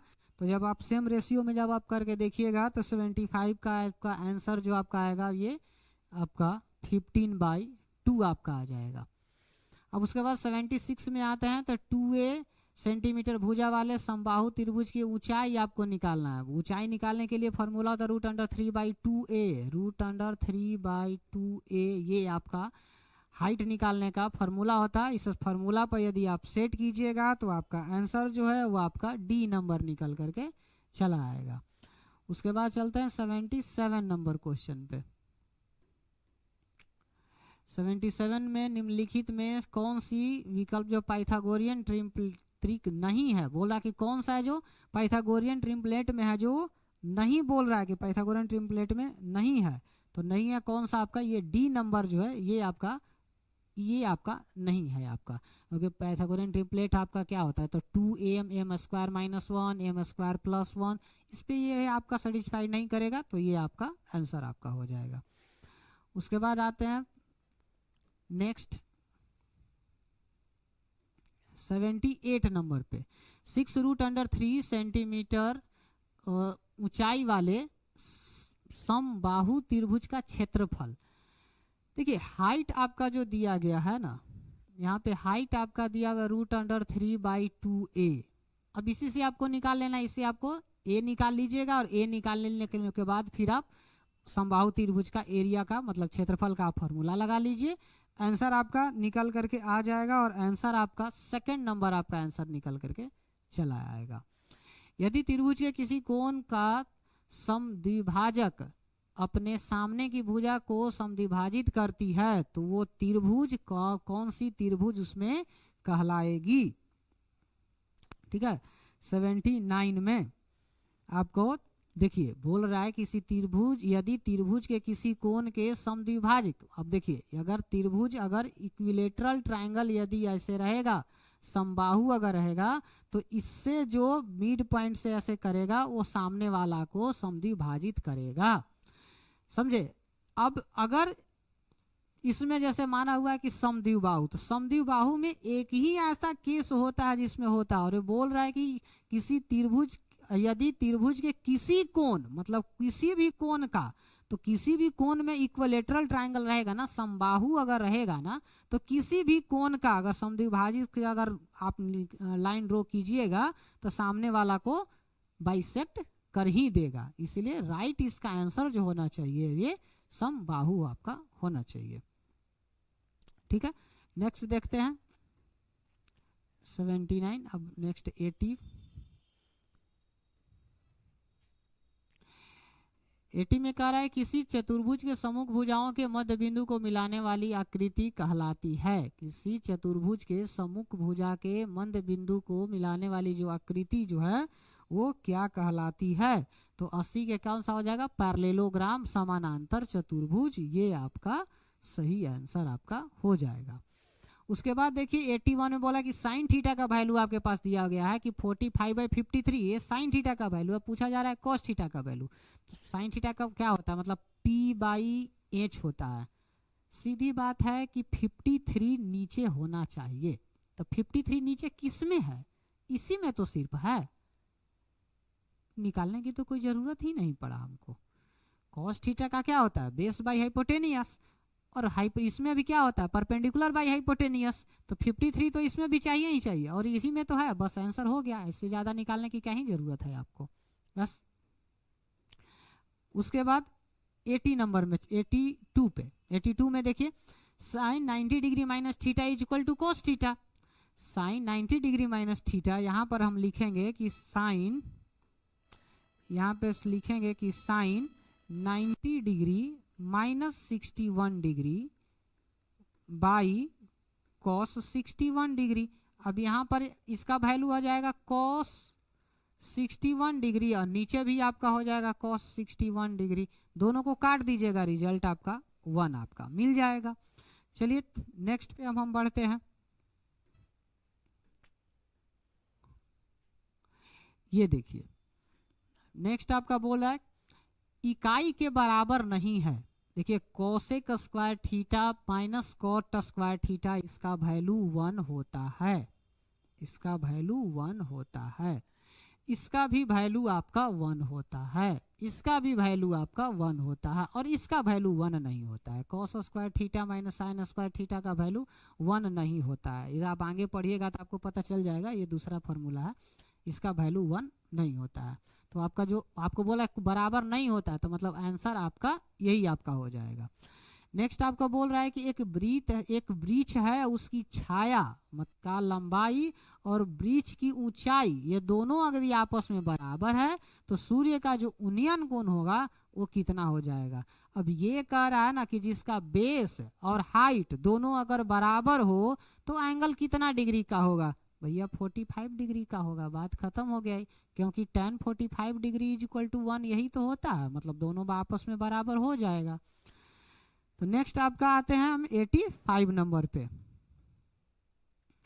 85 नंबर पे 85 नंबर cos थीटा का मान sin थीटा के रूप में क्या हो जाएगा? cos थीटा का मान sin थीटा के रूप में क्या हो जाएगा? जैसे देख लीजिए यहाँ यदि हम लिख लेते हैं कि cos square theta is equal to 1 minus sine square theta. अब स्क्वायर दूसरे तरफ चला जाएगा तो यहाँ होगा कि cos theta is equal to 1 minus sine square theta. इसका पूरा का रूट मार दीजिए, लीजिए आंसर आपका ये वाला निकल करके आ गया है आपका। नेक्स्ट अब हम चलते हैं, नेक्स्ट कहाँ तक हुआ? 85 तक। ओ इसमें नहीं आया 86। ओ थोड़ा सा लगता है कि कट गया। अच्छा कोई बात नहीं, कुछ क्वेश्चन लगता है कि शायद कट गया है। चलिए इसको अब बना करके देख लेते हैं। ये शायद 89 नंबर आपका ये होगा, तो 89 का इसको बना करके देख लेते हैं। इसको देखिए बोथ साइड इसको आप स्क्वायरिंग कर दीजिएगा। बोथ साइड स्क्वायरिंग करने के बाद आपका उसके बाद उसको पलट दीजिएगा, क्योंकि tan है कॉट है तो उसको पलटिएगा तो tan में चला जाएगा, और इधर का जो 2 आएगा उधर जाकर के माइनस हो जाएगा। तो आंसर आपका ये आपका हो जाएगा। 1 मिनट, आंसर इसमें कहाँ गया क्वेश्चन? हाँ ये क्वेश्चन में इसमें आंसर आपका 0 हो जाएगा। 90 नंबर में आपका ये स्क्वायर के फॉर्म में दिया गया है ना, तो इसको आप ऐसा फार्मूला लगाइए कि साइन स्क्वायर थीटा, इसको इस फॉर्म में ऐसे आप लिख लीजिएगा कि साइन स्क्वायर थीटा इसका whole square minus cos square theta इसका होल स्क्वायर लिख लीजिएगा। तो रिजल्ट आपका आएगा आपका sine square theta plus cos square theta, और इसका वैल्यू आपका 1 आ जाता है। दूसरा आपका आएगा कि साइन स्क्वायर थीटा और उसके बाद माइनस कॉस स्क्वायर थीटा। अब इसी को हमको सोल्व करना है। जब हम इसको सोल्व करेंगे तो सोल्व करने के बाद जो आंसर जो आपका आएगा ये वाला आंसर आएगा। मतलब कॉस जो होगा ना, इसको साइन में फिर बदल दीजिएगा, 1 minus sine square theta cos square theta को लिखिएगा, दोनों को सोल्व कीजिएगा तो आंसर आपका 2 साइन स्क्वायर थीटा माइनस 1 हो जाता है। चलिए उसके बाद 91 नंबर में यदि sine theta plus sine square theta equal to 1, तो आपसे पूछा रहा है cos square theta plus cos के पावर 4 थीटा, इसका आपसे वैल्यू आपसे पूछा जा रहा है। देखिए इसका वैल्यू 1, देखिए इसमें बनाइए क्या, तो यहाँ पर आप लिखिएगा कि sine theta is equal to 1 minus sine square theta is equal to cos square theta. अब देखिए कॉस स्क्वायर थीटा का मतलब वैल्यू हम यहाँ क्या लिख देंगे, तो यहाँ हम लिख देंगे साइन थीटा, और कॉस के पावर 4 है तो इसका क्या लिखेंगे, तो साइन स्क्वायर थीटा। इसका वैल्यू यहाँ पर क्या दिया हुआ है 1, तो इसका भी वैल्यू आपका क्या हो जाएगा 1। तो 91 का आंसर क्या हो जाएगा आपका बी आपका आंसर हो जाएगा। चलिए उसके बाद आते हैं 92 नंबर पे। यहाँ पे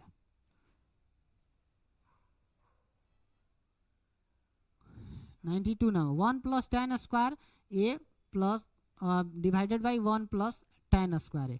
अब देखिए 1 प्लस टेन स्क्वायर थीटा का जो टेन स्क्वायर ए का जो वैल्यू होता है ये आपका सेक हो जाएगा, ये आपका sec square theta sec square A हो जाएगा, और नीचे में आपका कॉसेक स्क्वायर ए हो जाता है, और इसका जो फार्मूला जो आपका आएगा निकल करके वो आपका टेन स्क्वायर ए आपका आता है। मतलब आंसर आपका सी नंबर निकल के चला आएगा। उसके बाद 93 नंबर में यदि tan theta plus cot theta equal to 5 है, तो cot tan square plus cot square theta का आपसे वैल्यू आपसे पूछा जा रहा है। मतलब बोथ साइड आप स्क्वायरिंग कर दीजिएगा तो आपका रिजल्ट निकल करके चला आएगा। 5 5 जा 25, इधर 2 बचेगा उसको माइनस कर दीजिएगा तो आंसर आपका 23 आपका निकल करके चला आएगा। उसके बाद चलते हैं नेक्स्ट आपका 94 पे। समकोण त्रिभुज के कर्ण के मध्य बिंदु को केंद्र मानकर वृत्त खींचा जाता है तो केंद्र को कहलाएगा वो परिकेंद्रक सरकम सेंटर वो कहलाता है।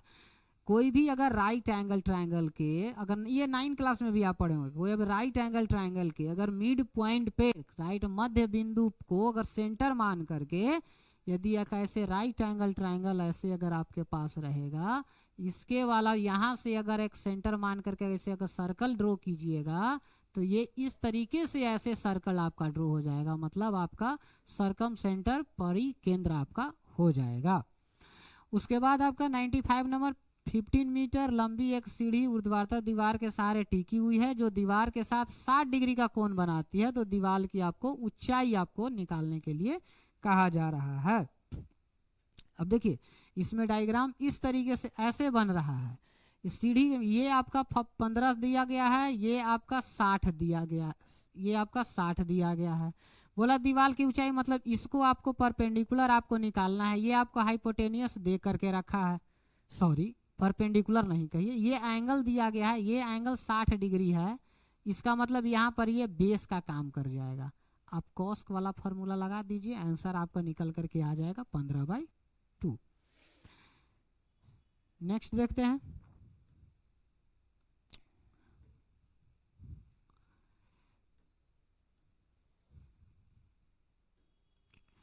किसी त्रिभुज के भुजाओं की लंबाई क्रमशः 13, 14, 15 है तो उसका क्षेत्रफल आपका मतलब आपके हीरोन्स फॉर्मूला लगाइएगा ये विषमबाहु आपको दिखाई दे रहा है, हीरोन्स वाला फॉर्मूला आप लगाइएगा, root under S into S minus A S minus B S minus C वाला फॉर्मूला इसमें अप्लाई कीजिएगा।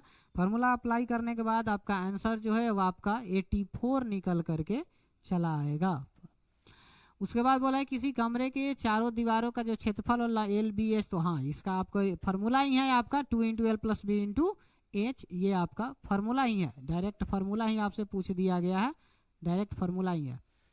उसके बाद नेक्स्ट आपका समद्विबाहु त्रिभुज के बराबर भुजाओं की प्रत्येक की लंबाई 13 है तो आधार इतना है, तो उसका क्षेत्रफल आपसे पूछा जा रहा है। अब इसको आप अगर डायरेक्ट अगर फॉर्मूला अगर आपको याद होगा तो इसका डायरेक्ट हम फॉर्मूला लिख देते हैं, formula b/4 root under 4a square minus B square, ये आप फॉर्मूला लगा लीजिएगा, आपका आंसर आपका आ जाएगा। a का मतलब हुआ कि equal side, a is equal to आपका 13 दिया हुआ है और b इज इक्वल टू आपका 24 दिया हुआ है। फॉर्मूला अप्लाई कीजिए, आंसर आपका रिजल्ट आपका निकल करके चला आएगा, और जो रिजल्ट आपका आएगा वो आपका 60 हो जाएगा। नेक्स्ट पे आते हैं हम 99 पे। यदि समबाहु त्रिभुज का क्षेत्रफल दिया हुआ है उसके परिमाप आपको निकालने के लिए कहा जा रहा है।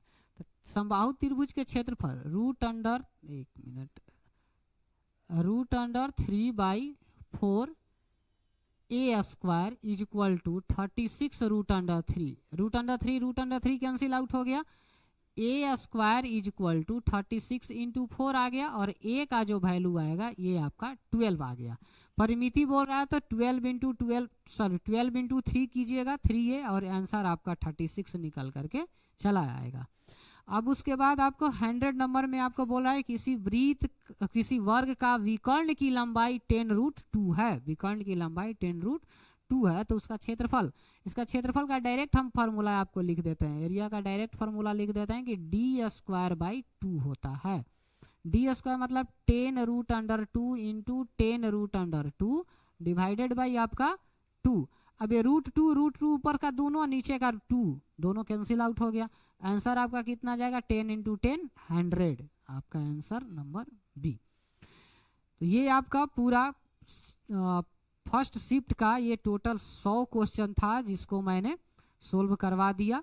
आप इसको आंसर मिला सकते हैं कि कितना आपका सही हुआ कितना आपका गलत हुआ। मैं ऐसा विश्वास मैं तो ऐसा विश्वास करता हूँ आप लोग का इतना आसान क्वेश्चन था कि लगभग आपका सब सही होना चाहिए, क्योंकि बनाना तो आपको 50 ही था, तो ऑप्शन भी आपके पास बहुत ज़्यादा था, तो जो न भी अगर कुछ मिस्टेक भी होता तो उसको आप छोड़ सकते हैं। तो हम तो ऐसा होप करते हैं कि आप लोग का पूरा नंबर आएगा। Thank you, best of luck.